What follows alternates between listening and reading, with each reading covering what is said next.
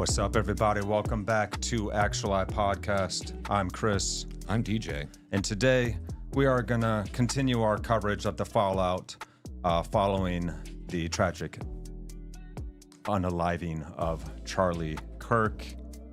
Whether we agree with every one of somebody's opinions or not, we never wish death upon those with whom we disagree. We don't even want to justify or say how it could be understandable that somebody would want to. It's just a bridge too far. We're opening the door to chaos that I really think that once we were immersed in, we would wish we had never gotten ourselves into in the first place. And we have just closed our hearts off to one another. We are othering one another to such an extent that we effectively dehumanize one another so we can excuse all kinds of violence in the name of our beliefs. And we're so certain, too. We're so friggin' certain all the time that we're absolutely right, that we never try and challenge our own ideas. And then we get in this situation where we can't understand the other side. So it's been really sad to see the way people are talking online that are making the disparaging and hateful kinds of comments, or even people just trying to say that, yeah, well, maybe it's wrong to celebrate it, but he still kind of had it coming, or he was, he did use a lot of hateful. Are you sure you know what you're talking about, or have you just been getting sound bites and taking the perception of what you hear a lot of people on X or Facebook or whatever saying? Really, please look into this one deep for yourself. You will find that you probably still disagree with many points that Charlie Kirk himself made, but then you will also find that you can kind of see where he's coming from his perspective, and he has a right to that belief. But there's no hate involved, at least that I ever saw in many, many hours of seeing that man speak. But anyways, today we're going to just kind of take apart this whole divide and conquer or divide and rule methodology that's been used for centuries, since time immemorial, by leaders who seek to sow discord within nations in order to increase their power or to take those countries out when they're not powerful enough to fight them from the outside sometimes. It's always a measure that you utilize in war, information or psychological warfare, and that is being played, I believe, at the most sophisticated and widespread level that we've ever seen in human history. So we're really going to go deep into that today. That's a long-winded intro here, but let's just talk briefly, just reflecting on this last week. What kind of stuff have you been seeing out there? Pure celebration of him being gone. Excuses as to why, it's okay. Yep. The media trying to romanticize, the texts that have come out.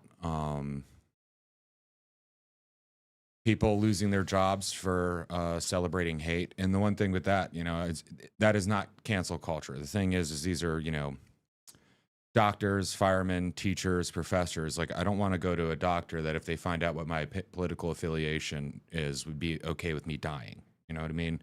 This isn't like, oh, you said something naughty when you're 14 years old on the internet and we found it and we're going to cancel you. Or you have a slightly different opinion, we're going to cancel you. This is literally calling and celebrating the unalivement of somebody, whether or not they deserved it, but still, this isn't a wartime situation where you'd be like, okay, they took that person out, we're good now. That was the head of this whatever insurgents group. No, this is a guy who was, the best example for a Democrat that a Democrat should really look up to, because he believed in actually talking with people in the democratic process. And well, he was doing exactly what liberals used to be the ones that spoke up for the most, which was free speech. Yeah. The ACLU used to defend even like Nazis and white supremacist groups going out and doing their marches because they have the right to speak, even if we disagree with them. Yeah. And the only way to destroy bad ideas is for them to be debated against in the public forum, where everybody can see that person's bad ideas be taken down and apart piece by piece, and understanding why in depth those ideas are so detrimental. Well, another thing I've seen too is, and this is on the right, say like a good example is, Pam Bondi came out and was just like, hate speech, you need to get rid of hate speech. And there's a lot of people on the right that are like, yeah, actually in this circumstance we should. And it's like, no, we should not criminalize hate speech. Who defines hate speech? Hate speech sucks, and we should certainly Well, the thing is as a society, shame it. who defines hate speech, and it's Yeah. always speech that I hate. Now, if you want to have a conversation Right, yeah. about figuring out what constitutes actual incitement to violence or threats, we could talk about that and we could write laws about that.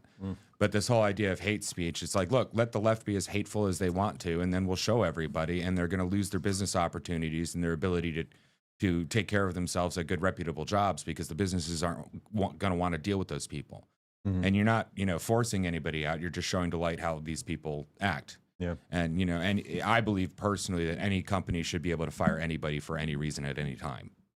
And they normally can. And Depending on your state. I believe West Virginia is, we're allowed to do that. It's just like, I don't like you came in, you were a little schleppy one day, we're done, get out. Yep. But yeah, so, the right needs to be really careful in these moments because they're, I'm not going to say that the right is calling for violence because I really haven't seen any of that. Haven't seen that yet. No rioting. Well, except for like some really, really extreme outliers, and I wouldn't even call them right. On the right, they're not traditionalists, they're not family based, they're not, faith based. They're just not leftists. But just right wing extremists. Check our anger enough so we can make good decisions. It is appropriate to be angry. And upset, but we don't want to just react. Well, we don't want to become what the left has become. No. And we'll definitely do it if we're not careful. Right. And we got to stop thinking in terms of right versus left, and I'm on this side and you're on that side too, I think. I feel we really need to be able to back up our perspective and see the fray from the outside and see the two sides in this pitched battle and be able to be individuals in the face of this. Like DJ just did, he saw how the right is going too far. Some people are going too far. I'm not saying they're going too far. I'm saying that... Well, Pam Bondi, I think, is. Yes, but they're treading on dangerous ground. Yeah, well, it's definitely going too far if we put laws up against hate speech because, like you were saying, it is subjective. It's totally subjective. Yeah, and what feels like hate to me could feel totally fine to somebody else, and they're not going to take offense to it. It's tricky. One thing is, it would be useful to get rid of the right versus left thing because that doesn't make sense. If you're not super far left, you're considered right wing, so that doesn't make sense. We need to start talking about ideologies. Which ideologies lead to what ends?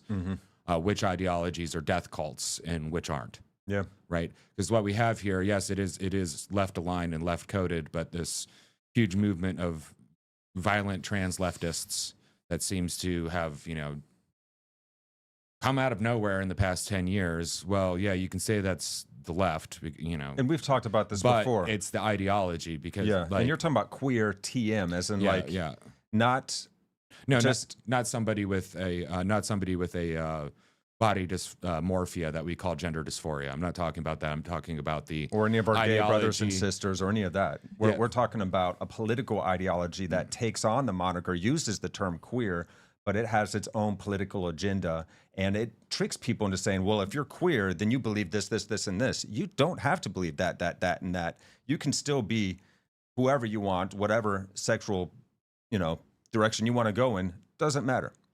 And it really shouldn't matter in the great scheme of things. I think this ideology that has taken over what we call queer is the same, and this can be a bold statement, but I'm going to explain it, is the same as what took over what the Nazis and the actual fascists and the communists. It's this idea that we can make the perfect man and human nature is malleable and we can change it if we know what we're doing.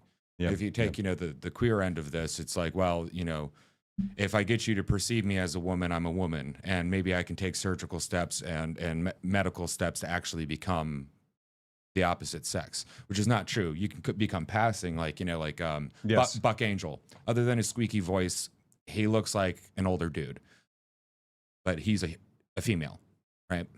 And then you have like another big one that the queer TM people hate is what's her name? Loves Blair White, right? That's a male. Yeah. And she has no qualms about being like, no, I'm a male. We can't change our chromosomal makeup. So now when you have the ideology that says, well, we can change the man, we can make, or change the them, if you don't like the gendered language, we can change mankind into whatever we want by planning and knowing and having the secret knowledge. That's what the socialists believe, all of them. The commies, the fascists, the National Socialists. Wasn't that what this is, this ideology? It's just cultural Marxism that has been tuned specifically to hurt the United States. So it attacks things like sex, gender, race, yes, things like but that. I think it's an even older. It's almost a religion. It's the Gnostic religion.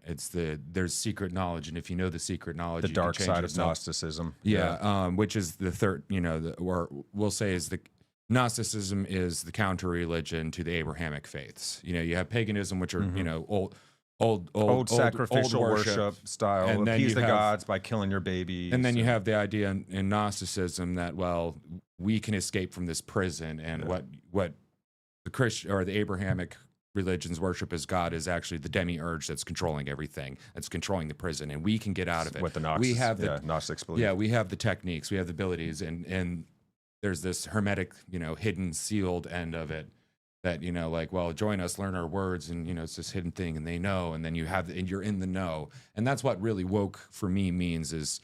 Well, we know something different. So whether it's woke left or woke right, and I know a lot of people get a bunch of crap for saying woke right, but it does exist. And it's not like cultural adherence to the wackadoo left stuff. It's actually this idea. It's a Gnostic religion. It's got its own. I know better. In the right, I'm awake to this reality. And the right has this as well, and it comes out as the Jews who killed Charlie Kirk. The Jews. Who faked the moon landing. The Jews. Like who took out JFK. The Jews. They might have had a hand in it, but that's beside. Not the Jews, but Israel might have had a hand. Some in it. aristocratic people within that nation may have. And just because there's Jews that are actually doing things doesn't mean it's the Jews. Just like you don't say the whites, even though like you look at all these secret societies, there's a lot of them that are white, but you don't say the whites, or if you. Well, if you're a part of ideology, you definitely say it's the whites, and that's a big part of it too. Is that the power dynamics that they're obsessed with, and Marxism carried over into this ideology. Yeah, and it seems that this ideology it's been tooled specifically to destroy this country from the inside, because you can't fight America. No other country on this planet can fight us. We spend more than the next several nations combined on our military, so we're ready to fight the whole world if we need to. And also, almost. We're isolated by two large oceans on either side, and then allies with full borders on. It's tricky. I don't know if I want to call Canada an ally anymore. Yeah, well, Mexico either. With the current president and the cartels owning her. But I'm not saying wage war with Canada, but like Canada has gone off the deep end in a very scary way. Sure has, boy. Yeah. And that's a whole other story. But so this stuff is infiltrating industrialized nations around the world, and it's pitting the populations of those countries against one another, because that's the only way you can really fight a country like the U.S. is to get it to destroy itself from within. So these pitched battles are just that. They are pitched. We are being played against one another, and it is so sophisticated and it's so effective, and it's really hard to see outside of it. You're consider yourself lucky. Don't consider yourself smarter. Consider yourself lucky if you somehow came across something that opened your eyes and took you down this rabbit hole where you can no longer be a part of or so easily possessed by these ideologies. It's by sheer luck and God, one fortune that we found ourselves where we are. And because it is so easy to fool anybody, no matter how smart they are, because you are manipulating them by their emotions. One thing we can learn from conservatives, those that are temperamentally conservative, not necessarily politically, is disagreeableness. The more disagreeable, well, there's a point, but the more disagreeable you are, the less likely you're to fall into the BS, because you're gonna be like, nah, that sounds stupid. I ain't doing it. Whereas if you're really agreeable, it's like, oh, okay, well, come on in. God takes everybody. Let's hang your stupid little flag up there. Every time I go through Shepherdstown and I see that church there with the Pride Progress flag, and then on their little placard, a little gay flag and stuff like that. It's just like, dude, you guys not know what you're doing. They don't. That's some really dangerous, nasty stuff. They've adopted the ideology instead of just preaching that God loves everybody. But everyone's got to proclaim that we're a part of it too, so that they don't get ostracized and attacked and canceled, because everyone's doing this out of fear. Or they truly fell for it. They truly believed it, because here's the thing too. But there is so much aggressive pressure to do it that comes along with because these people feel self-righteous and justified in their self-righteous anger. So it comes off like, yeah, this seems like a good thing because everyone's talking about it around me. And also, like, I feel like it wouldn't be good if I said no to them because they seem pretty amped up. I'm just going to assume that they're right because they're very emotional about it and just go along with it because it seems like the nice thing to do. There's the language of the Gnostic cult. I'm just going to refer to them as that for right now. There's the language of the Gnostic cult. There's two parts of it. There's that for the outward facing world that confuses them, and then those that are actually initiated in and are acolytes of it. Yeah. And then that language. Yeah. And oh boy, I've talked with acolytes of it, and I know their language, and you speak it back to them, and once they realize that you're not on board, you just know what their words are, then you see the demon come out. Mm-hmm. It's crazy. Mm. But well, okay, so the example of church, When they don't have any good points to argue anymore, that's when they turn the anger on. well, no, even once they find out that you're not who they thought you were. Oh yeah. That fast. Yeah. Oh yeah, like a blink of an eye. But getting back to Because you're the other. getting back to the churches hanging hanging those flags and those propagandas and supporting that. This week, there's a whole bunch of people on the left being like, "Oh, he had conservative family and their Christian values and stuff like that. He's right wing." It's like, well, okay.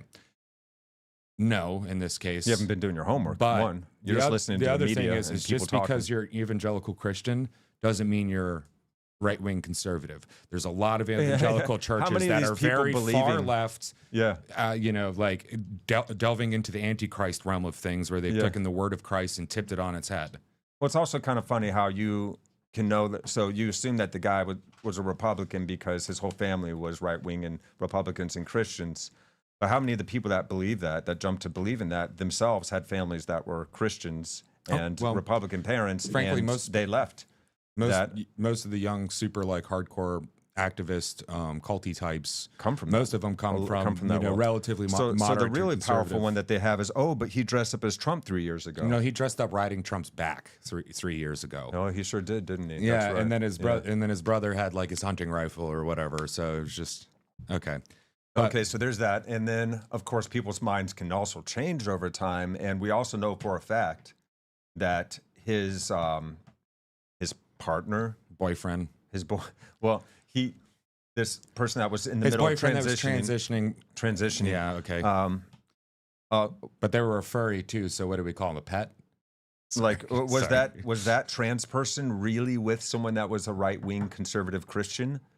Or did they convert them? Oh. Because it sounds like a lot of people around this person say actually he was pretty far left, and well, here's we're shocked that he did this, but he was definitely like leaned left, and he also like we see the websites, we see the stuff that he ingrained onto the shell casings, and oh yeah, no, he was into the weird furries, the weirdest part of the furry subculture, as well as he was what's called a fisher.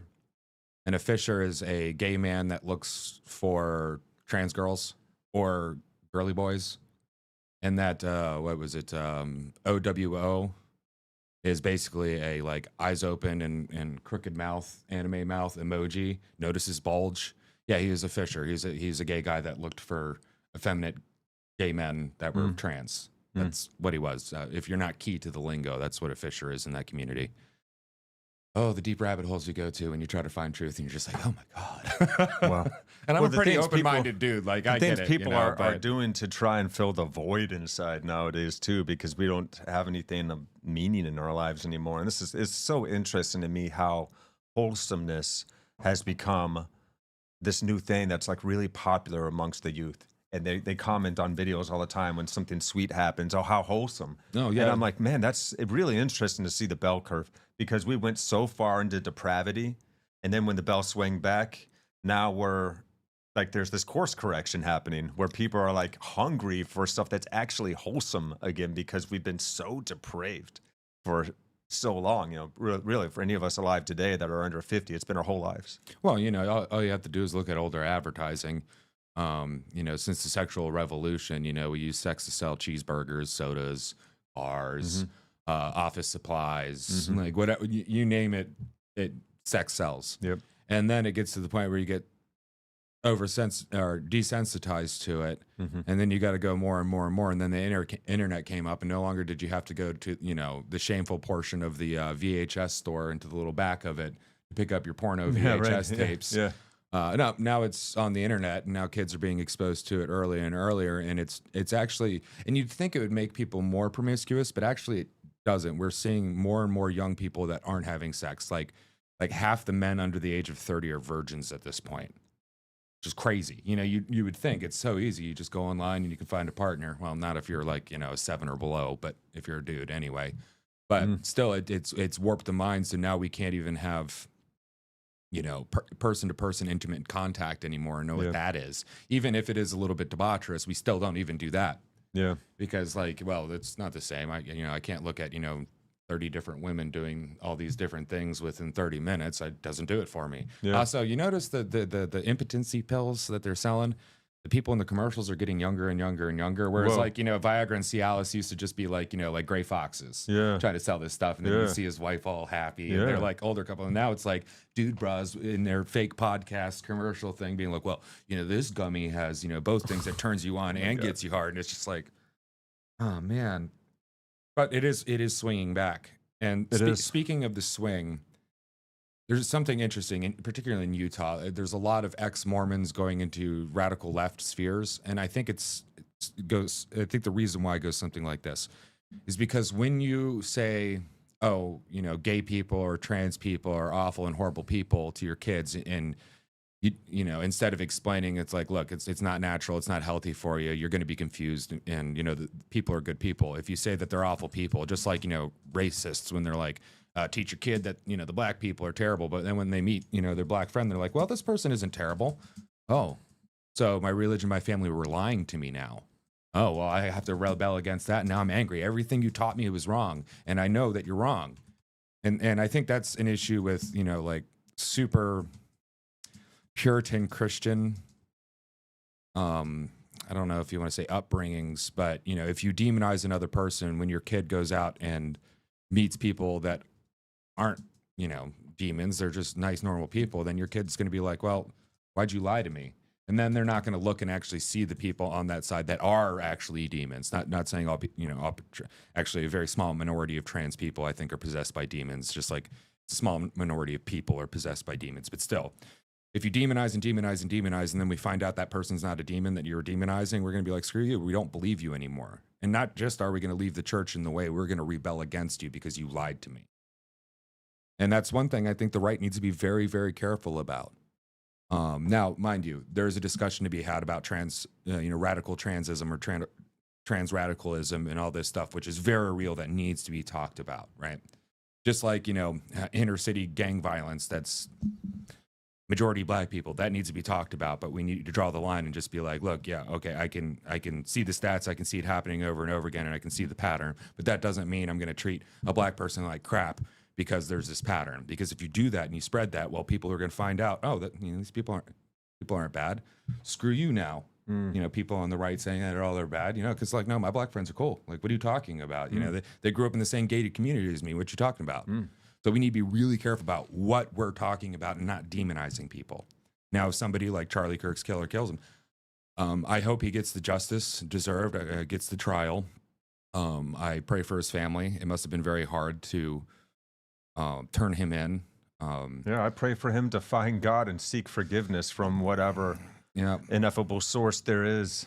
I don't have much hope that he's gonna do that. Unfortunately, I think no, but it's a worthy prayer. I think he was consumed, finally fully consumed the day he shot It's a worthy Charlie. prayer. This is a way for us to open our hearts to compassion to even the hardest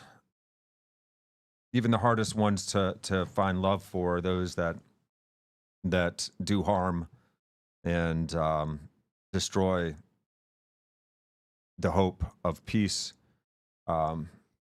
Such as Charlie's killer. I think that if we can find that within ourselves, we can find our way back home. Well, I really think we can. And we have to open our hearts to loving one another again, even if we don't like each other, even if we disagree with each other, and we really don't want anything to do with somebody else, we can still recognize that's a human being. That's a part of this ongoing miracle that I'm a part of too. They were a child once. They have fears. They've been hurt. Well, ultimately, it's a tragedy that this kid got all the way around. So screwed up in his head that this was right for him. And this says more about our overall metaculture in the West, that we allow free riders and sycophants to get so much power and so much control over people. And it seems like the only way we have against combating that is after it happens and getting angry and getting riled up, opposed to changing our culture and celebrating those who say raise their kids in a better way, and then learning from people who do. Like if you see a family that's really got something going on and they all seem to love each other and they're pretty even keel people, might want to check out what they're doing, right? Oh yeah. Just like any economic system, the reason why I'm 100% capitalist is because it's the best system we've ever come up with. Now, if we come up with a system that's better than capitalism, that works better and draws even more people out of poverty, I'll go with that. But for now, this is what we got. So, we need to change our culture from the inside out. And Yes. people are going to be like, wow, nah, blah, blah, blah. It's like, whatever. Okay, then fine. Do something stupid. Become the monster Right. that you are fighting right. against. And then I'm going to have to say a prayer for you when you do something stupid. Yep. And also always condemn, Because we're falling right into their hands. well, condemn your own side when you need, when it's appropriate. Yes. Like, and one Yes. happy thing I've been saying is a lot of people on the left that are like, pretty far left, like even people that are within the queer TM space, I've seen where they're just like, yo, you've lost me on this one, dude. This dude didn't deserve to die, and then the caveat of I didn't agree with him or anything, but he didn't deserve to die. And I'm actually seeing people like leaving the left. I had my big, leaving the left wake up moment, at the beginning of all the George Floyd riots and all that stuff. So to see other people go through that, now it hurts, but it's also heartening. And we need to say, the reasonable centrists and right wingers and the reasonable people on the left need to embrace these people that are waking up, Yeah. or walking out of their fog of ideological possession. Amen. So, Well said. and people on the right, if you will, please hold your side accountable when it goes too far, and people on the Yes. left do the same. And last week I talked about you need to man your gates. Well, you need to let the gates down when people are fleeing from the horde, but you need to be able to pull them back up so you don't let the horde in. Man the gates, ladies and gentlemen, Yes. and Yes. other people in between, whatever you want to call yourselves. Fine, man the gates. They call it gatekeeping. It was a terrible thing, and then it was a great thing, and then it was a terrible thing again, and then it was a great thing, and it's just like, well, it is what it is.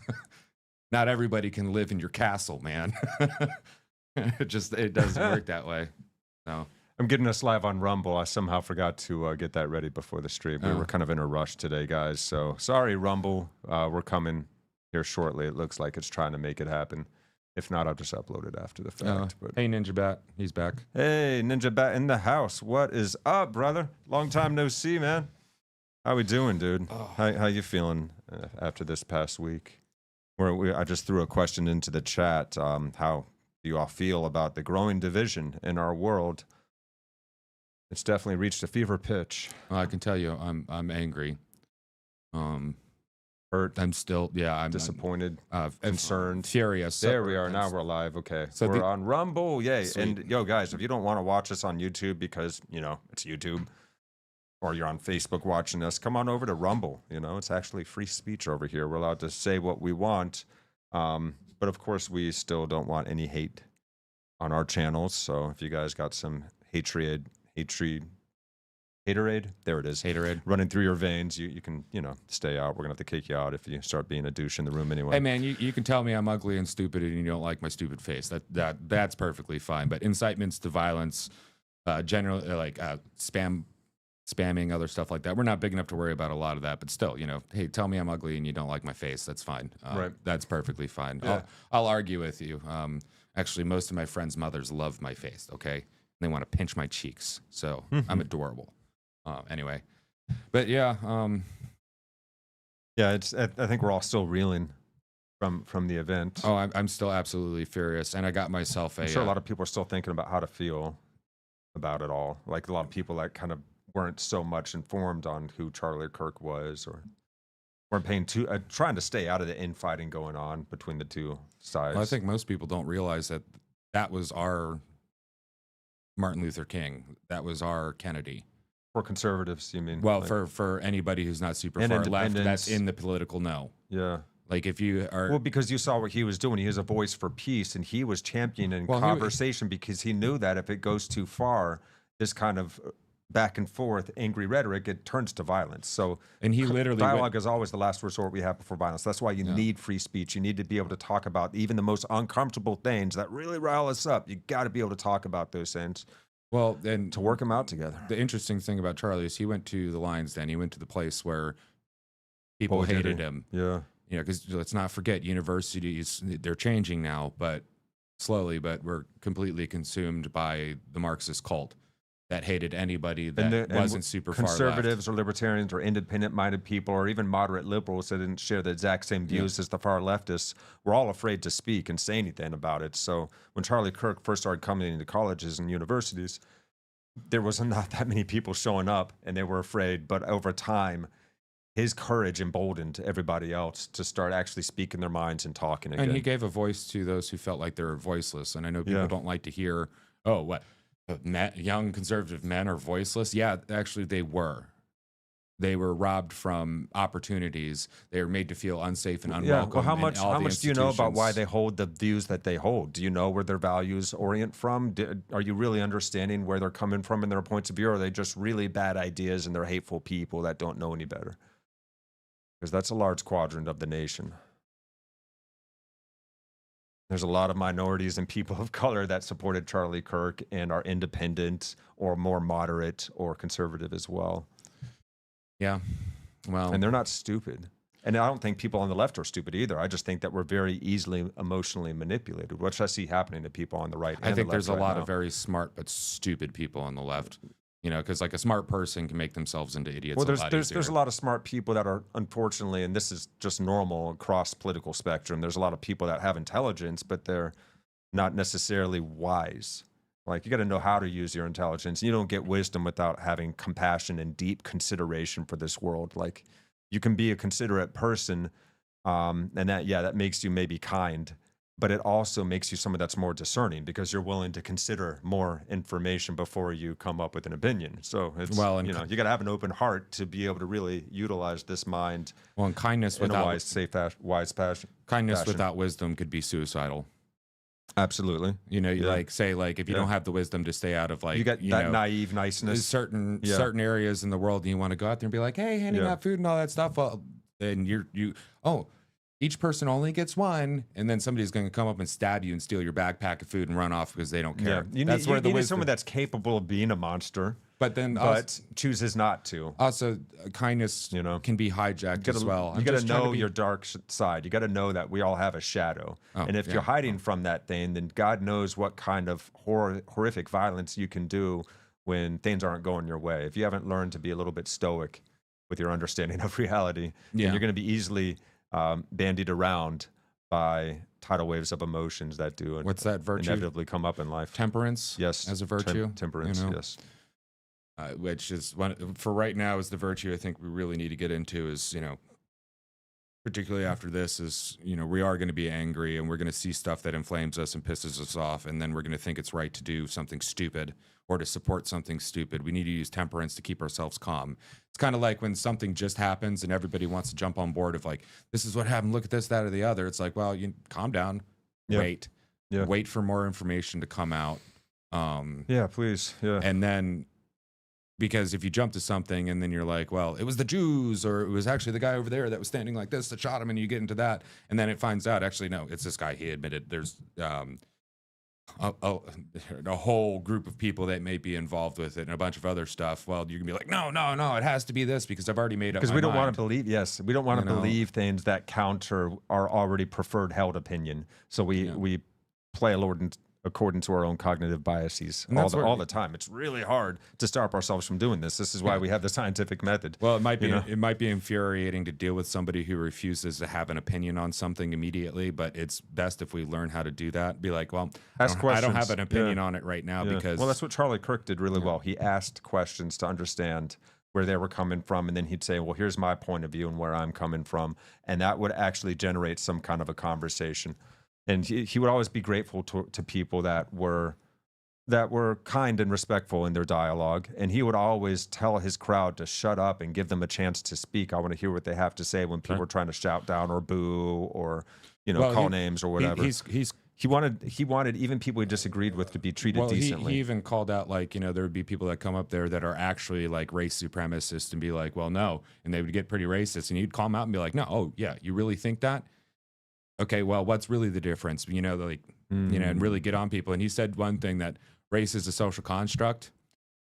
That's a pretty far left thing for a hardcore rightist to say. Wow. That race is a social contract. Yeah. And I don't entirely agree with that. The worth of race and all that is, but the idea, the but genetics are different. Some people can handle certain climates better. Some people are not susceptible to malaria. yeah, but that's Some, like with dogs. They're not different races from one another. We're all the human race. Yeah.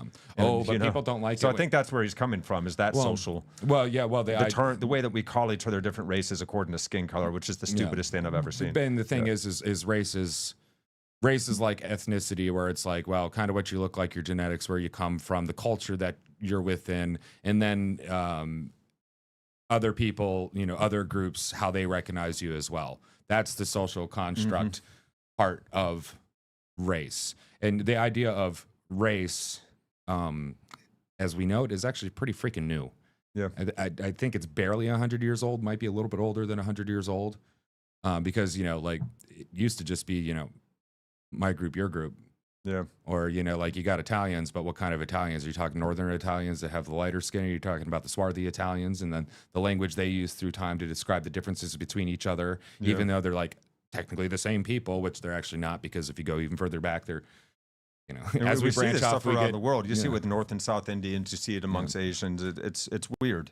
It's a strange thing that people do, but in group, out group, just according to very superficial distinctions that act as identifiers for us to signify who our tribe is. And this is old stuff in us. So we do have a predisposition to be a little bit afraid of those that are different hair color, or I mean hairstyles, or skin colors, or languages, or different dress. We come across strangers in the wild. We also learned how to do things like this: put your hand out we to also shake, tend to be show I have no weapons, I'm not a threat. We also tend to be fascinated. We learned how to smile. We tend to be fascinated by people that are different than us as well. We also have that built into us now, because we want to be able to befriend the stranger, because we found that's even better for survival than better for survival than fighting them, right?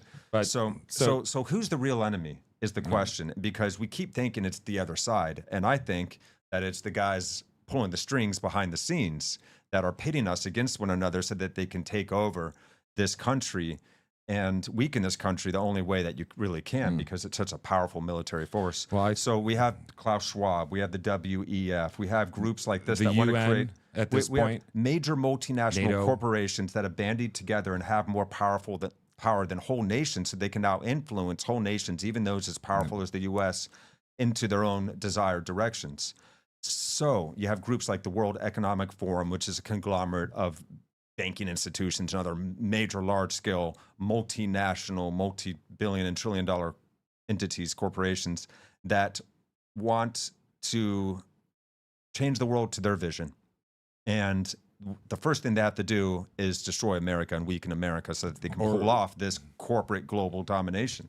That is what we are up against. So when you're talking about the other side will never do this or they'll never do that, you're thinking in a very two-dimensional way. We've got to back up, the camera view. Well, ultimately, and zoom out and look at this fray from above and recognize what's happening. We're in a game of divide and conquer, and we have to stop being played. To answer the question of who's the enemy, really, well, the enemy is the adversary, and the adversary is the father of lies. And you'll know his children because they are of the father of lies. And those who speak lies to manipulate, control, coerce, those are the enemies. It can't be just, those people that look like this, or those people, the rich people, or any class. And I'm talking about Satan, the adversary, the father of lies, the devil. Okay. And if you look at all the really weird cultish practices that these super high level, the Carl Schwabs and even higher than that, and, different royal families and stuff, the stuff that they do and the practice they do, there's a reason why it looks satanic. 'Cause it is. And you notice all of, pop media and stuff like that has a huge satanic bent. And I'm not talking about like the rebels, the metal kids that are like, yeah. No, I'm talking about it's in pop music. What was it? Lady Gaga wore a freaking flesh dress back in the day. What's that? Then you got, what's her name? Doja Cat looking like a demon. And then was that Jesus Christ Superstar. They had I guess a black lesbian woman that looks like a demon herself with really long fingernails and fingers and hands, looking all crazy. It's like, yeah. And they make lies to look like the truth. And then if you're not vigilant enough, you fall for it. And it comes in all flavors too. There's a right-wing flavor, a left-wing flavor, a secular flavor, a religious flavor. There's the mystical flavor and the mundane flavor of the father of lies. That is the enemy, and those who lie for him. And the thing is really scary is a lot of people don't even realize what they're doing is Satan worship. You know, this find your own bliss. And who is and look all you know. And who is Satan from a non-Christian perspective? Well, Satan you can think of as the thing that separates things into their component parts. The bad angel on life. the shoulders, the separator. Well, without life in it. Now he has been called the adversary and has a judge component to him. But if you think, if God is the everything, all connected in love, what's the adversary to that? It's the space in between things. So you know, the ego you could say is within the realm of Satan, right? If you thought of like principalities, the ego would exist somewhere there. You need it so we can have this conversation as separate people. It's definitely prone to being taken over, though. Yeah, the ego. But its purpose is to separate things. Yes. Right. Right. So you know, not to get all like hippy dippy, but you know, you could say the devil is what separates. You know, Satan is what separates. And a really simple way that we can think about this as well is that it's the part that tempts you. Sure. It's the lesser angel of our nature that it's the very habitual side of ourselves. Well, if you want to look at it as a survival instinct, it's the lust, it's the envy, it's the greed. Yeah, it's the thing that allows you to make decisions for yourself that benefits yourself to keep you alive, so your genetics selfishness, spread. Gluttony. Yes. But if you go too far into it, it destroys you because then you can't create communities with other people. And then you destroy yourself. Yeah. But you get enough power and you get enough influence, and you get into this weird, crazy, wacky stuff like the Davos Bros and what the UN's turning into. Yeah. And and speaking of the powerful, let's take a look at Mr. Klaus Schwab. We've not really gone to depth into this before. I believe he got fired. He did. No, yeah, he did get but fired. The guy who, do you have a picture of the guy who replaced him? Oh my goodness. No, I don't. But this is physiognomy Klaus is a Schwab, who was heading up the WEF for some time. Have you ever seen that image of him? Do we have to blur that? I think that we can actually get away with that one. Sadly, that's terrifying though. It's just ugh. Yeah, I don't know whether you guys can see that. Oh my goodness. I don't know. That burns the eyes. That's Carl Schwab. That's Klaus. Klaus Schwab. Carl Schwab. Karl Marx. That's somebody else. Yeah, Klaus Schwab. Gross. Who is the guy that took over after him? Go ahead and change the screen. Oh, dude. Well, the thing is, and they're all freaky, man. Like, those of you in the know will know. But like he wore this very Sith-looking, gown thing when he was talking about like we're the ones who are going to take over the world and it's up to us. And it's just like, dude. But the thing is the devil has to tell you what it's doing in order for it to work. So if you think the thing that separates everything, that wants everything separate and broken down, it has to tell you exactly what it's doing. But it'll convince you it's a good thing. And we need less people in the world because we're overcrowded. And you don't want to kill the planet now, do you? Oh, that's right. Yeah, this guy's freaky looking too. You're right. Now he has a blown out. Like, see if you can find a full front face and new one. He had a blown out the sclera of the eye, which I'm not. Oh, there he is. Yeah, that one. Yeah. Oh yeah, no. Like, okay, click on that. Man. Well, that does the trick. That definitely looks. There we are. Yeah, look at that. So that's the guy that took over. Let's find a picture of Klaus Schwab dressed up in his Sith. Oh, God. Yeah, and the thing is these are handshakers, money makers, movers and shakers. These are, unfortunately, a lot of the people that make the world go round. And he's such a goof. This guy's hilarious, dude. Oh, yeah. Check this out. Oh, boy. Yeah, like, look at that. What is this? What are you cosplaying, dude? Oh, my God. Okay, anyways. Yeah. Well, and it's not cosplay. There's a better blown up. And it's not even just like cosplay. They're very real about this. No. They are the ones who think that they should inherit the rule of the world. Yeah, They I don't are know the what else gods that among garb men. signifies, actually. Yeah, he definitely. That's a hilarious costume, though, dude. It looks very flammable. It looks like, and it actually looks like it's made out of pretty cheap material. Like I've seen better cosplay That's so outfits, frankly. goofy. So goofy. All right, so here's a couple of this gentleman's quotes. Klaus Schwab, who advocates for systems that could subordinate national identities to global elites, potentially exploiting or creating divisions for centralized control. Quote, the trilemma suggests that the three notions of economic globalization, political democracy, and the nation state are mutually reconcilable. What? Klaus Schwab, basically suggesting that nation states may need to diminish in favor of global integration, And I want which to, critics view as a way to weaken national cohesion. and I want to point out exactly what they're doing with this, and our friends in Europe can attest to it. You take a bunch of the free riders and the worst people you possibly can from the third world, and you send them into the first world, into the West, and you pick the people that do not want to integrate, do not want to change, and then you don't hold them accountable for their crimes. Because these commands are coming from the top down. Like, don't hold these people, accountable. You have to let them in. You have to let them in. It's going to change. And I'm sorry, but not all cultures are equal. And the West's culture is the best that we've come up with so far. It has given the most money to the most amount of people and lifted us out. Yeah, it's Western not culture, perfect. and it's not just European countries, but there's like Japan embraced Western culture. But this is a work in progress yeah. too, and we never consider this to be a perfect union. We are always to strive for an ever more perfect union. And you have to destroy that if you have healthy countries and healthy cultures that are proud nationalists, and it's like, no, we're French, or you do have to destroy English, that or we're American. national pride, don't you? Dude, to weaken them from I've the heard inside friends out. that I like a lot being like, yeah, nationalism is this super horrible threat, because they all they see is just the angry English guys, but like a few seconds of them, like fighting against the counter protesters, or that we're macing them or doing whatever they're doing, and they're like, look, nationalism's terrible. It's like, it's worse than nationalism, communism. It's a global control mechanism. And I'd like to say that the Soviet Union won. They just didn't live long enough to see it. Yeah, and nationalism is itself a double-edged sword. We know this from fascism. It can also go too far, but you have to have a love, a healthy patriotism. Well, it's best to err. Just like every country, every people have. Yeah, and communities, towns have this, states have this. It's a thing that humans do. What is nationalism? Nationalism is to create a social cohesion. Well, it's the largest mechanism for social bonding that we can manage. Yeah, because you have your family, there you go, and your friends, and your community. And then you have your local area outside your community. Then you have your state. And we used to have nation states or city states, right? And then your city, and then the whole nation, which is your language, your shared traditions, history, myth.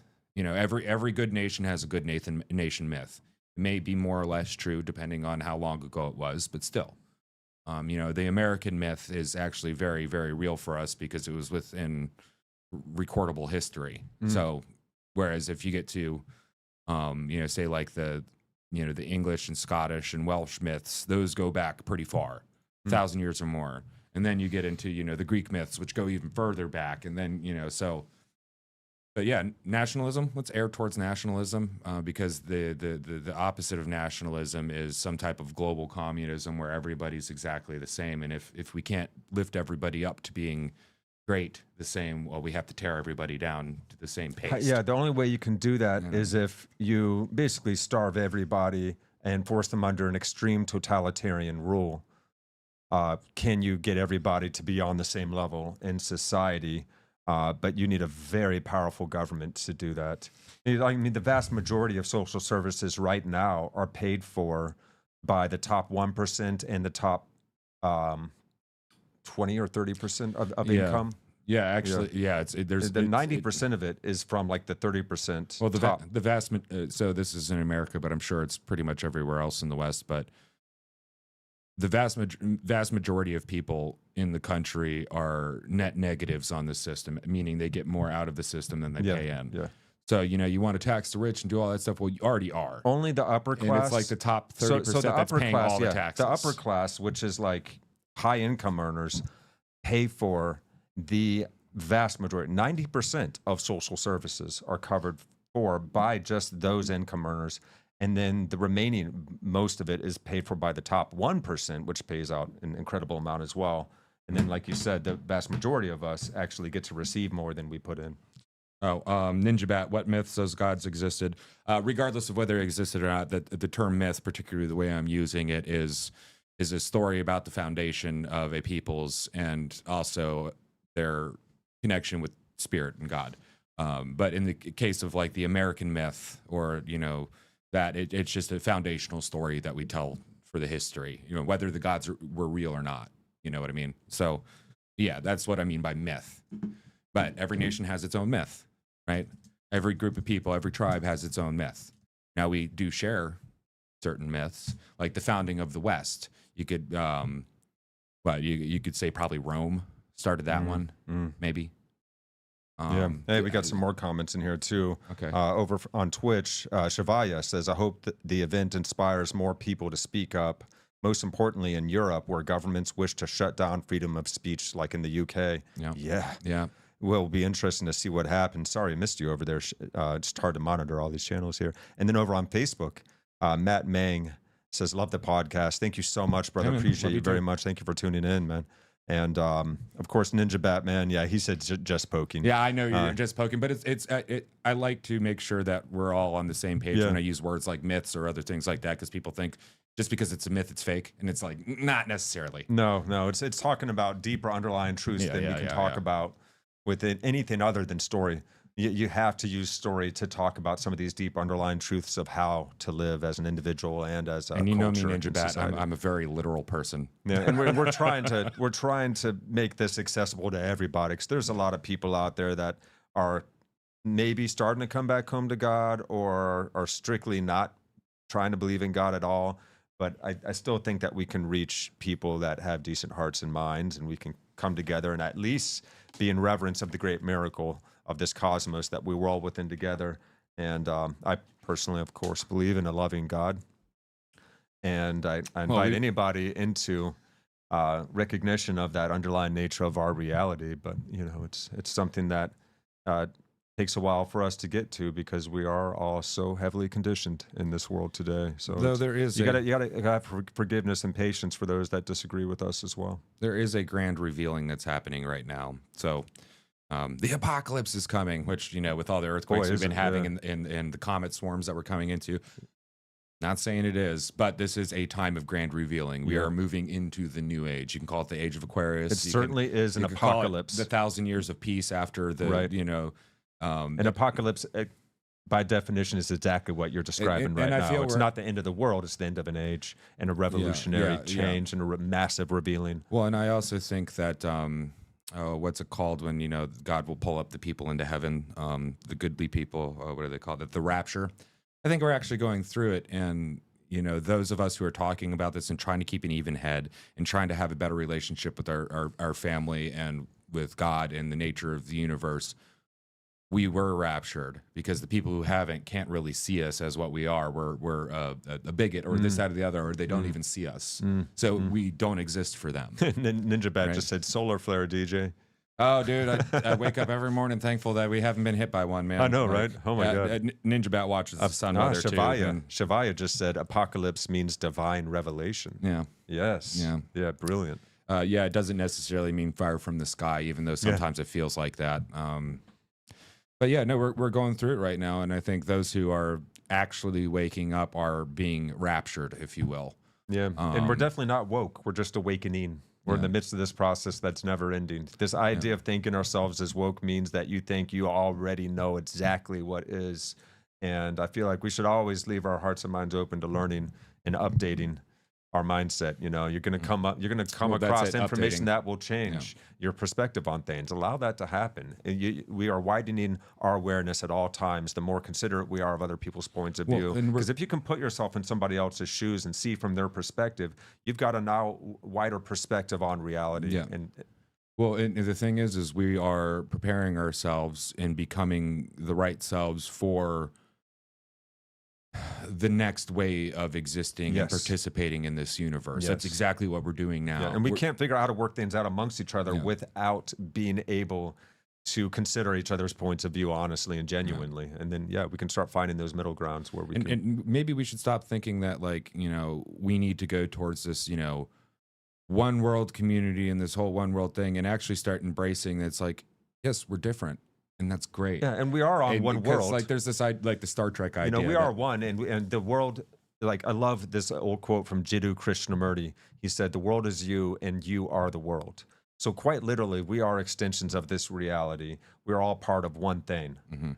But of course, we have distinctions and differences among. That's what makes everything so original and not boring. Well, when we come across beautiful and other exciting. alien species, yeah, we exist in the same universe and the same galaxy and same star cluster, but we're different. Yeah. And that's okay, and that's beautiful. But we're part of the same source. Yeah, Yeah. because give us long enough, and with enough wisdom, our differences, the bad differences, will disappear because they're no longer beneficial and useful. Yeah. And the good differences will amplify. Yeah. Right. Yeah, we're Real all diversity. Yeah, and we're all You like know. coalesced stardust that has come into awareness. Well, sure. So But there's this Star Trek idea. Yeah, I call it the Star Trek idea, and I love Star Trek. I'm not crapping on it. I love Star Trek, but this idea that, like, well, we have to have this United Earth thing. Like, well, no, not really. And it's probably a bad idea, because look at the people that are pushing towards this United Earth and the methods that they're using. And it seems like the only way we can get this is through totalitarian top-down. yeah, I don't want some government to authoritarianism. unite Earth. I just want our hearts to unite us with each other. Yeah, no, and we actually do that naturally enough through trade, communicating with each other. Well, go on any like MMO server or MMO video game server, and there'll be a community of people there. And if you play in the middle of the night in America, you're playing with like a bunch of Koreans and stuff, and you're friends with them, and you're doing that even though you're on you're different people. If our nations are to dissolve one day, let them dissolve naturally over the course of time by us evolving to becoming much more virtuous as a species, and be able to live up to the ideals that we wish. That we need governments to help us enforce at this point. 'Cause we're just not mature enough yet to pull that off. And people trying for this idea of utopia continually push us into these genocidal, chaotic, insane, periods of history where hundreds of millions die. Yeah, well, And it's the last time we did it, 110 plus million people died from communism alone. yeah.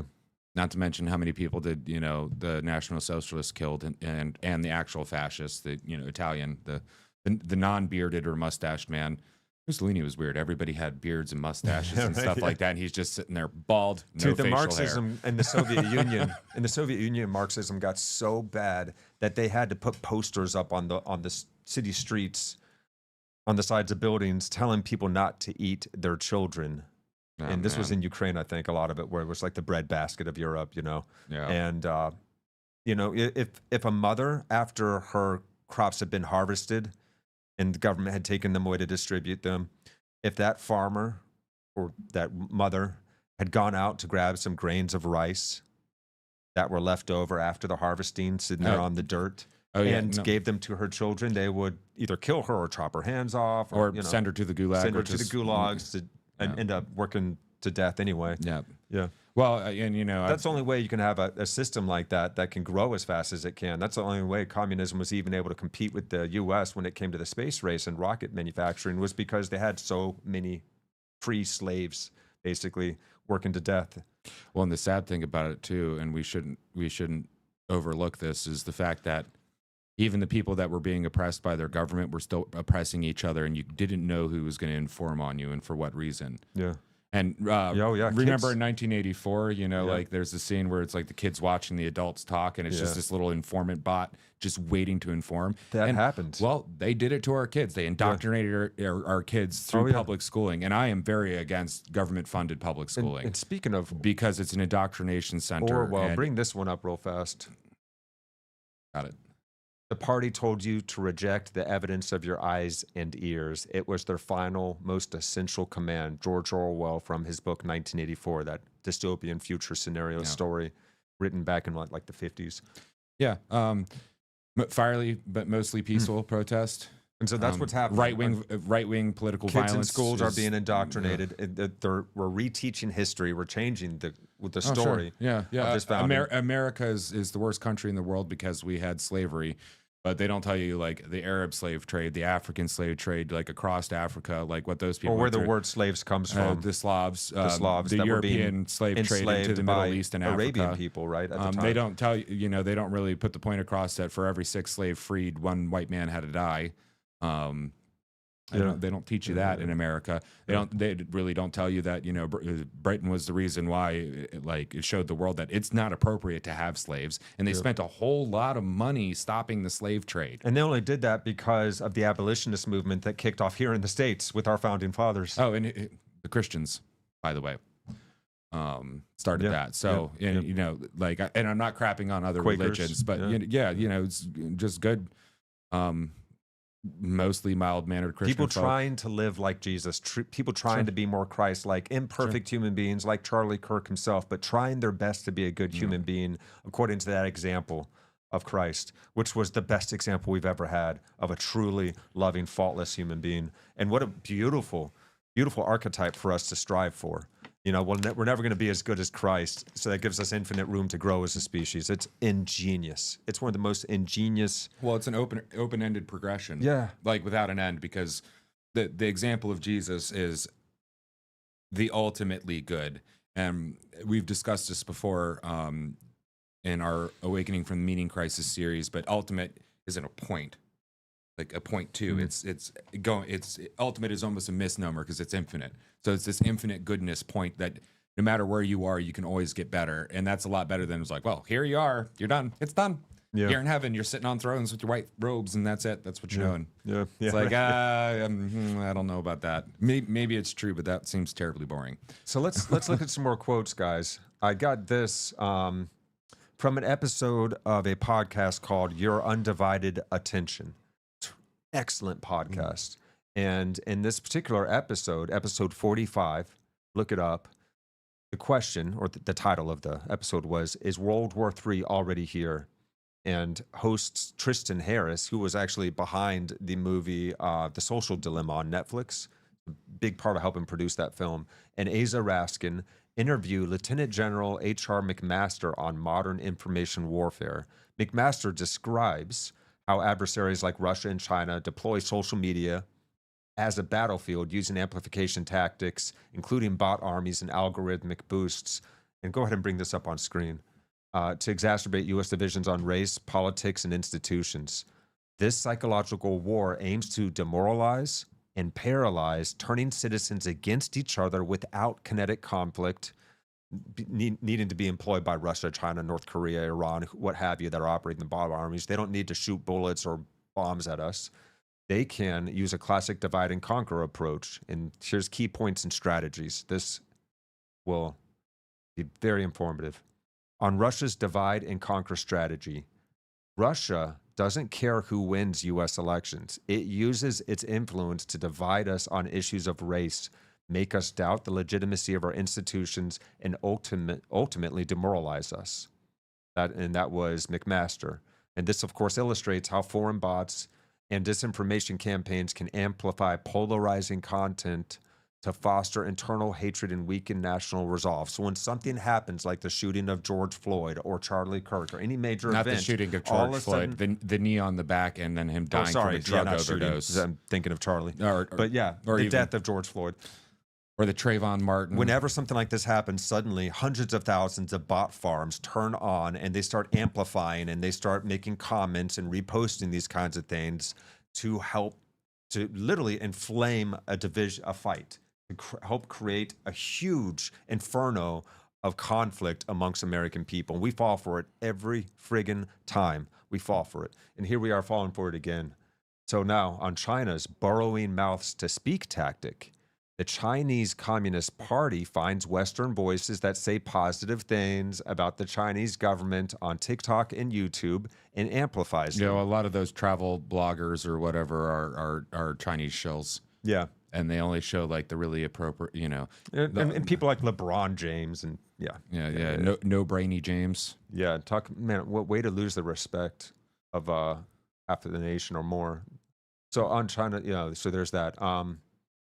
Well, So yeah. So this is an ongoing campaign called Burrowing Mouths to Speak, McMaster talks of, and he explains this is a subtle form of influence where algorithms aided by bot networks, so the bots are still here, boost pro-regime, pro-CCP, Chinese Communist Party regimes, or narratives, sowing confusion and division in target nations to erode their sovereignty.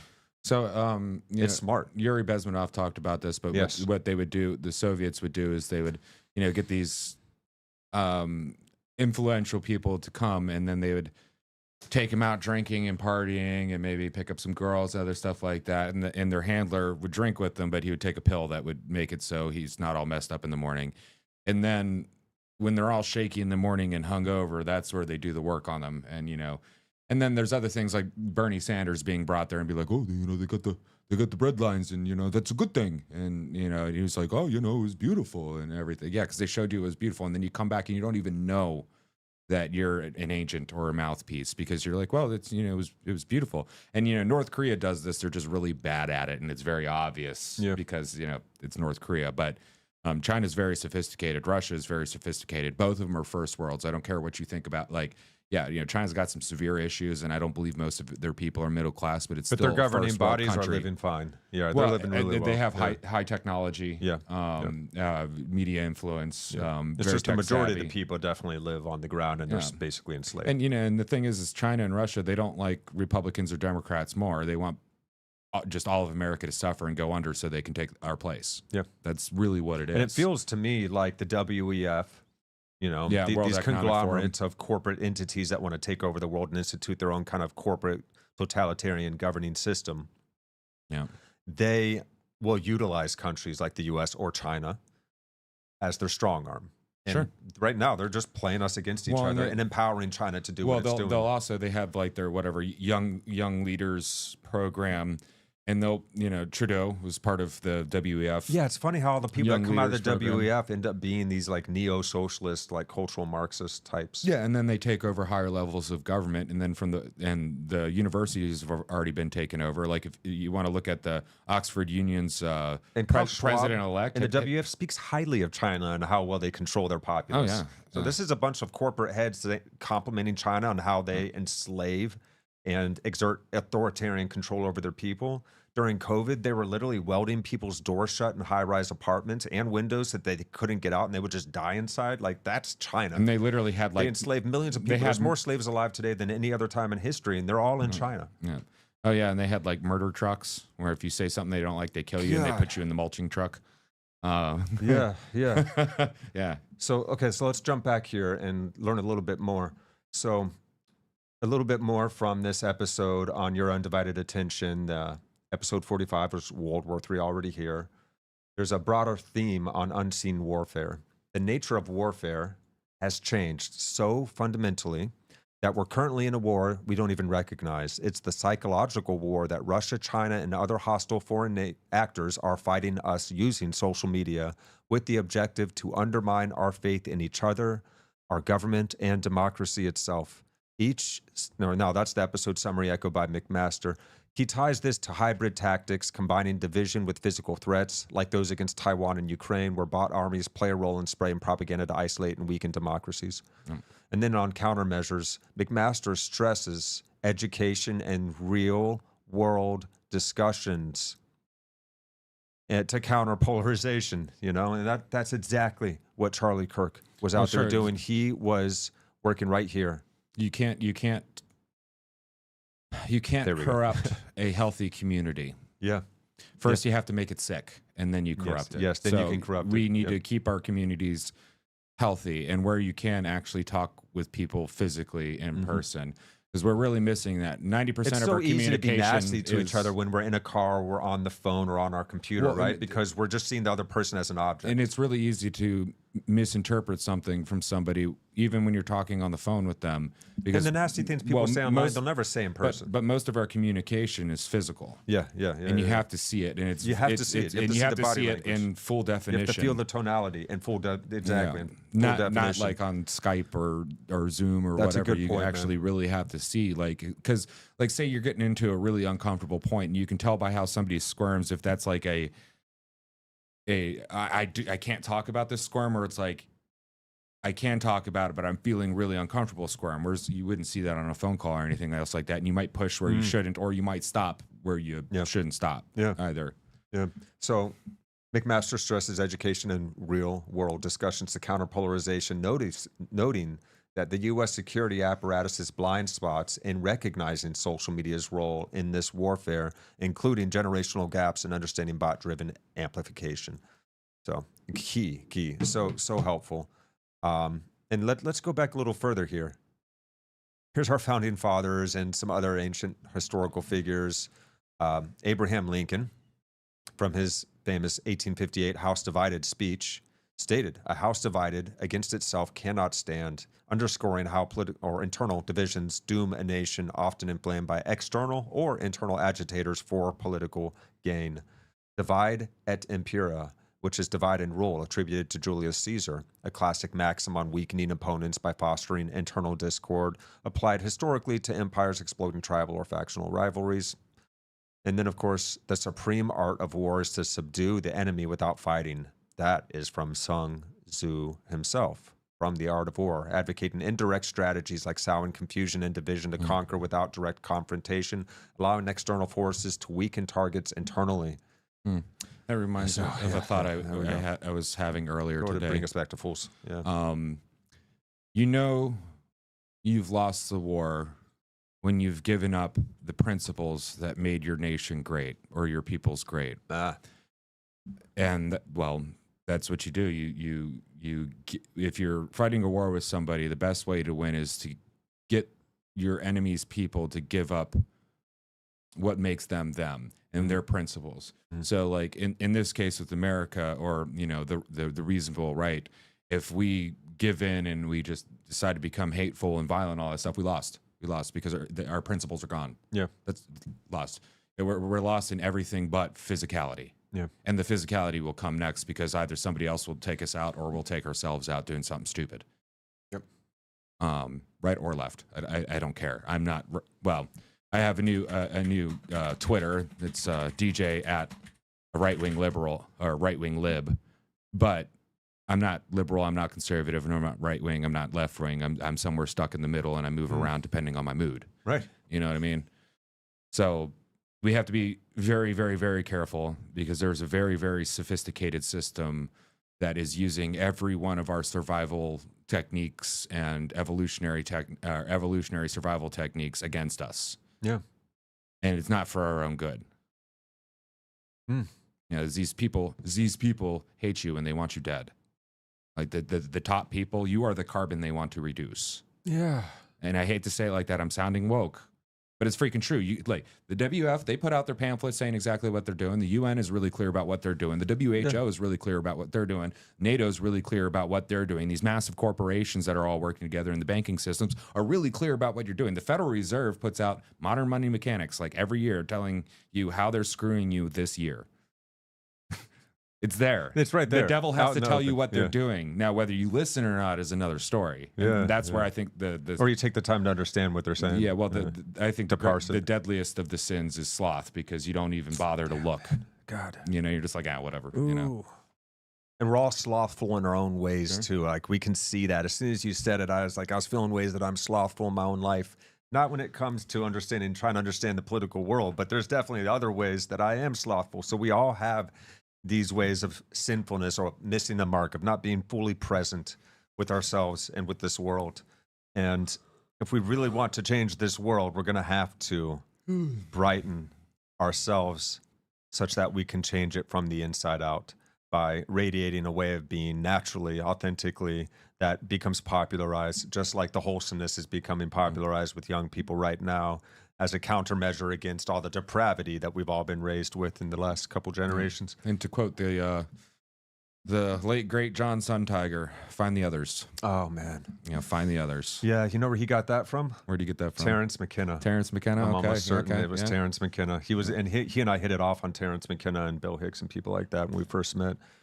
I miss that guy. Yeah. And I really do feel he would be seen around this right now. He was one of those people that had that Well, capacity. he was a radical anarchist in a sense, but he was on to the fact that we're all being played against each other. Yeah. You know, and I was a radical. I'm still somewhat of a. And I have some radical friends anarchist. that, you know, when I joined Occupy Martinsburg, Yeah. after trying to start Occupy Shepherdstown and it not Yeah. taking off, which was kind of confounding to me. No, because Shepherdstown is filled with global bank money, CIA money, like And people that want to signal that they're virtuous, but they really don't want to go out and do the work Yeah, until it becomes yeah. super, super popular and it feels okay and safe to do it. So now that progressive ideals have become mainstream, now everyone, and like the new progressivism is really regressivism. It's not progressive to me at all. But anyway, like these, you know, a lot of people in that town, I think, unfortunately, are doing a little bit more of the signaling than the actual trying to live up to the thing, because they'll only jump onto a movement once it becomes really popular around the people around them. They won't do it when you're a voice in the wilderness and you're alone on it, like I was back then, trying to speak against the war in Iraq and get people to rally against it, or when I was trying to start Occupy Shepherdstown, which was itself initially a bipartisan movement. Yeah, it was really sad to see. So I ended up joining Occupy Martinsburg, which had a lot of people. And I guess maybe because a lot more people in Martinsburg live closer to the ground, it's a bigger city. There's a lot more lower class people in there. It's not a college, you know, liberal arts college. it's more of a town, gutter punk environment, like Shepherdstown, particularly at So, that time. Yeah. So yeah, and yeah, exactly. And so yeah, I met friends like Sun Tiger and some other people, and one of those people who I still to this day I think is a great human being and still consider a friend, has definitely gone into the far left world. And God, I wish John was still here, because we were both close with John, me and this other person I'm talking about. And I think John would have helped me reach through to this friend that I feel like I've lost. I mean, we both have lost very close family members. I've lost my, I'm not going to even say it, but we've lost close family members, and because I don't want to put anyone out there specifically, but No, friends. you know, and I understand how people can be fooled by this stuff. Even the most intelligent people we know can be taken in by this it stuff. seems Because virtuous. it's so powerfully emotionally manipulative. And if you've never taken the time to actually go talk to the people that you think are so evil, then you can't realize that, oh, I was lied to. You know, like what I was talking about earlier. We get stuck in our own cul-de-sacs of understanding, you know. Well, what I was talking about earlier Echo was about chambers. like regressive, repressive Christianity being like, well, you know, the gay people and everything else, they're evil and they're sinners. And then when your kid goes out in the world and realizes that they're not, then they get really mad at the religion and their family that did it. It works the other way around too. When a leftist finds out, oh, these MAGA people and these conservatives, they're really cool. They made me feel like Welcome. really welcome to come in here. And I've seen this over and over and over again. Yeah, I was shocked. I was somebody with like expecting them to hate blue me. hair and tattoos all over themselves and piercings and everything go over and talk. And it's like, yeah, it was awesome. Yeah. Or like that one video of that one. They think that they're all one gonna be black kid mean that and was nasty. walking through the Trump rally thing, Yeah. thinking that everybody's going to start crap, and everybody's just like, hey, man, what's going on? Oh, you got a YouTube, all right. Eh? And he's just like, I was expecting everybody to be a racist, and they're not. Yeah. And then you're going to get mad, and then you're going to leave the left. Yep. Yep. And that's what happened to me. And I, you know, like I knew that, you know, like conservative people and everything weren't the devil, but I thought, you know, the usual normal That's stuff. some really bad ideas. And, yeah. you know, I by and believed a large, they bunch of believe some crap. really stupid things or Well, some really and detrimental it turns out I was things. believing a bunch of crap, and then I realized, you know, once I spoke out, how vicious people got at, you know. That's when I saw came like, at the me, and left has it's like- changed. Liberals are changing. Yeah, and I remember on Facebook, somebody asked me in one of my comments, why are you always, you know, like getting on and talking crap about the left? And I had to write back, I've had because that same question. I come from the left, Yeah. and I got to call them out because this is ridiculous. We've got to be able to call our own side out. And so when I it crosses a line. I had to leave. People are so afraid to do that I 'cause didn't leave. They left. They don't want to. but- They don't want to be cast out. Oh, we so want to be accepted and a part of a group that we will typically just shut up and follow along what everyone else is doing, and we can't keep doing that when we haven't looked into those ideas that we're now pretending to support at any depth. You know, you can't just jump and start supporting something, but we do it. Yeah, I think we might need to go to. We'll have to do an upcoming episode on Jonathan Haidt and the moral foundation of the left and the right. Let me see how much time. Where are we at right now, guys? An hour and a half. Hour and a half already? Yeah, about Wow. an hour and 20. Okay, well, I guess it's time to wind down, guys. Good news roundup. Good News Roundup time. But look up, and I'll actually show it on screen right now. Well, real quick before. Go ahead and put this up real fast. Yeah. The moral foundation of the left and the right, Jonathan Haidt. Any of the videos where he talks about this, this was a great interview. Here's a little 3-minute excerpt. You can see Peterson talking on this as well. But if you don't like Peterson, here's a liberal talking about the differences between the left and the right and why the left and the right need each other. Yeah. The bird needs 2 wings to fly. We actually are like puzzle pieces that fit together beautifully and pick up where each other leave off. We have strengths and differences, but that doesn't make the other side evil. So, guys, we do actually have some good news after this horrid week. So one thing from Ninja Bat before we go, it's the Oh, last yeah. thing he put. I saw that, Our man. only On salvation is with teaching our children about absolute truth and evil. The revolution begins with Yeah, the kids. yeah, and he uses the word absolute because, well, there is an absolute source for truth and morality. It's not man that makes the morality. Man is informed by something that's the absolute, the all, that informs us of morality, and then we write ethical codes. It's the only way for us to know what actually Yeah. is good Yeah. or bad. Because if we were just coming up with ourselves, Yeah. then it could be whatever we want it to be. Well, there has to be an ultimate standard that's higher than human beings. The dandelion is evil because it messes up my grass. It's all Well, subjective. It's all subjective at that Yeah, point. So yeah. you can say what's good and what's evil Yeah. to you. So we need and so if it's really subjective, and if there is no God, if there's no ultimate source of goodness in this universe, and it's just something that humans come up with culturally, then it's okay for what they do to women in Saudi Arabia when a girl is born. Like that's okay. It is or if in Pakistan, I just saw this one. essaying children yeah, okay? A girl was raped by a young man, and in order to fix it, the punishment was that the young man that raped the girl, his sister would have to be raped by the girl who got rape's brother. Yeah. That's what you get into when you don't know about absolute moral and truth. And Yeah. evil is real. Yeah, dudes. Yeah, fam. So before it gets any darker, Yeah, yeah. let's switch. Good news, let's happy switch news, it up. happy news. Good news roundup time, fam. We got to find some good news in this world, right? So, groundbreaking. Most of us missed this because of everything that happened recently. Groundbreaking. NASA discovery is closest we have ever come to finding life on Mars. They don't want to say it yet, but there's no other explanation for what they found. 2 minerals known almost exclusively to be linked with microbial metabolism have been found in a recent drill sample by the Perseverance rover. They sparked a flurry of excitement, and NASA Acting Administrator Sean Duffy was quick to point out that gold standard science will need to be performed on what we call the closest we've ever come to discovering life on Mars. The hype comes entirely from the presence of 2 minerals, vivianite and greigite. Per the Mineralogical Society of America, greigite is formed by magnetotactic bacteria and sulfate-reducing bacteria in lake soils or hydrothermal vents. So metal-eating bacteriums. Yeah. It's one of the several materials scientists have theorized could have acted as a catalyst for the origin of life, in part because a certain iron-based unit of greigite is present in a protein needed to drive the acetyl-CoA pathway, the foundational metabolic process.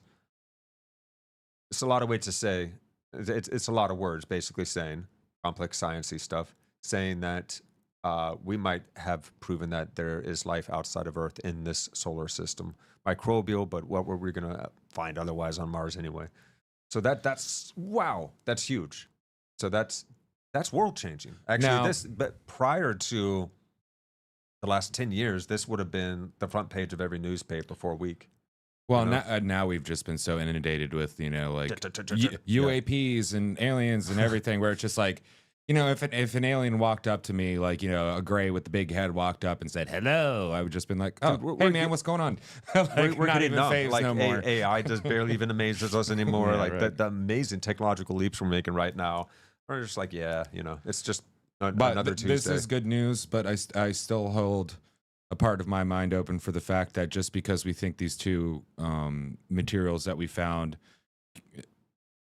can only come from organic processes doesn't mean that they can only come from organic processes. So what I think the best way to try to prove this is try to figure out a way inorganically Yeah. to produce, Which is what they've been doing for the these- past year, and they Yeah, haven't done it so- yet. So that's why we're at this point where they're finally making this yeah. announcement. They're like, hey, we're pretty gosh darn Yeah. sure, but we could go even another level of gold standard, level of scientific So But inquiry. hey, it's good to know that we're still looking out for something special out there in the universe. 100%, right? We're looking actually for more of us, more life. Yes. Because remember, we are living beings. So here's another really, really interesting one. And you might have seen some articles like this in the past. Well, Oh, now yeah. they just did a follow-up. So depression patients treated with psychedelic mushrooms 5 years ago are still symptom-free. That's unreal. Like, we've never had any results like that with any other kind of pharmaceutical product or drug on the planet. Patients with clinical depression and treated with naturally occurring psychedelic compounds are still free of symptoms 5 years later, according to new research. It's not a surprise considering the scientific literature on psychedelic therapy, with patients suffering from psychiatric distress ranking the therapy among the most profound and meaningful experiences they've ever had, alongside events such as religious conversions and the birth of their own children, or like weddings and things like that. The study involving participants from a trial published in 2021 that found psilocybin, the primary psychedelic substance produced by mushrooms, was effective at treating major depressive disorder when combined with psychotherapy in adults. Two-thirds of clinical trial participants treated with the psilocybin-assisted therapy were in complete remission from their depression after 5 years, as well as a self-reported lasting improvement across a range of well-being measurements. We found that 67% were in remission at 5 years compared to 58% at 1 year.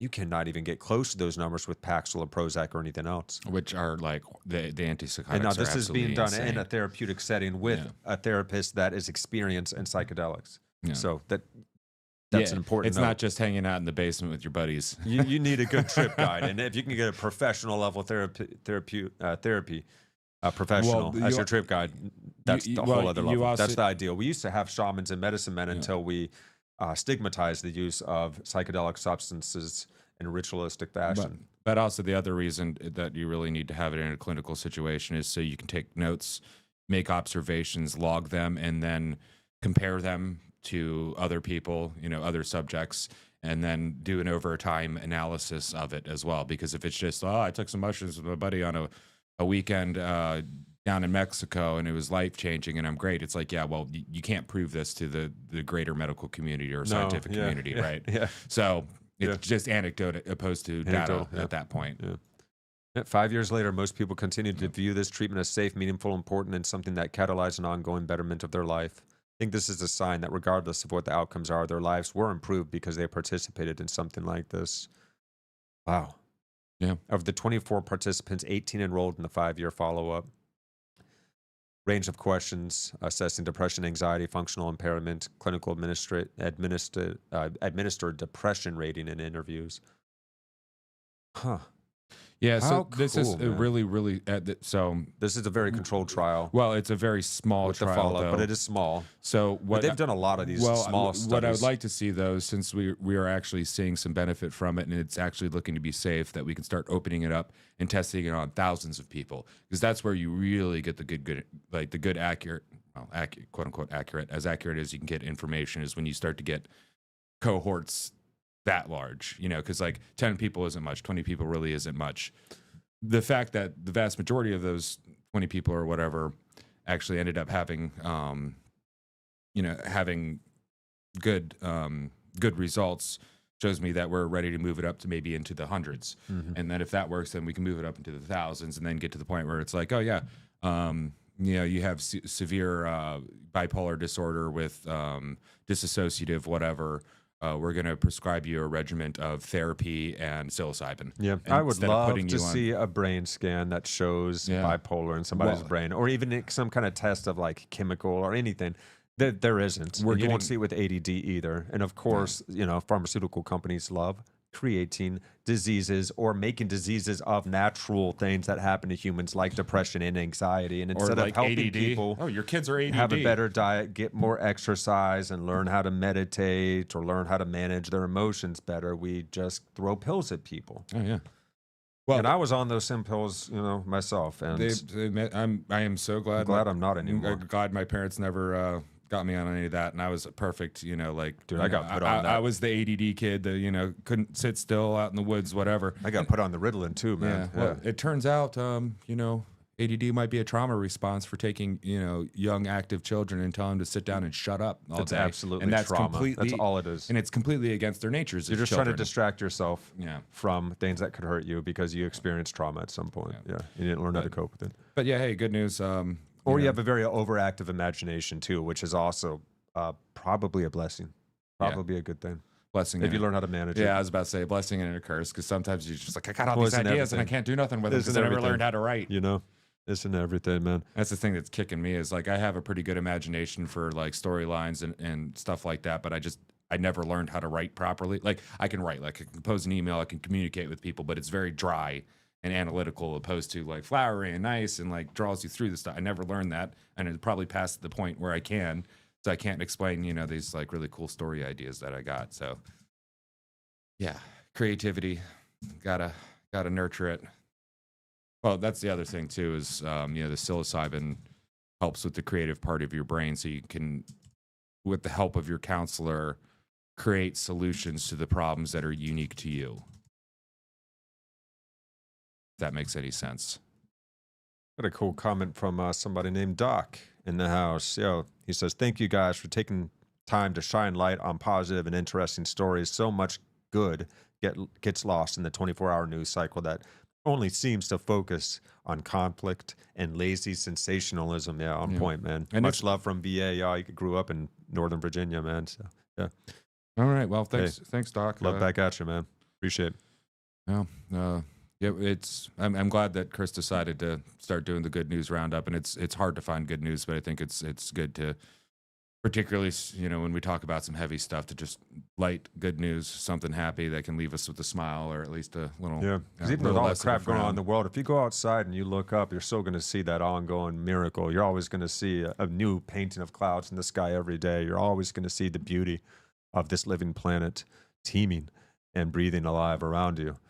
So, we're a part of this, and it helps. We need that contrast. We got to remember, and even allow these bitternesses of life to help make those sweet times sweeter, to deepen our appreciation. Yeah. So, the contrasting opposites do serve their purpose. So thank you guys so much for tuning in to this episode of Meaning Making 101 here on Actuali Podcast, where we try to make sense of this world together and be that change that we wish to see, to change this world from the inside out. I've been Chris. I've been DJ. And we will see you guys next time, 7 p.m. EST, right here on YouTube, Rumble, Facebook, Twitch, wherever you may be, X. Thank you guys so much for tuning in. Love y'all.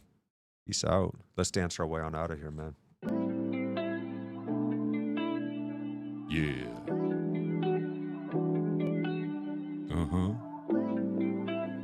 Yeah.